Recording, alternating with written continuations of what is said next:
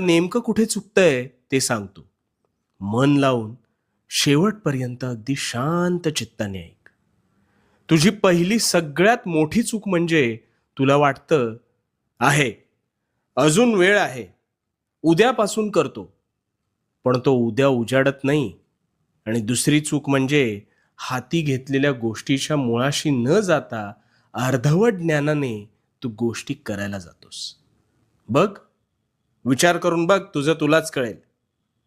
अरे नेहमी लक्षात ठेव, भरलेली घागर कधीच आवाज करत नाही. ती स्वतःचा मार्ग काढत संथपणे पुढे जाते. पण तीच घागर जेव्हा अर्धवट भरलेली असते ना, तेव्हा मात्र तिचा आवाज फार अधिक होतो. आता यातून काय शिकलास? आधी पूर्ण ज्ञान मिळवण्यावर लक्ष केंद्रित करायचं.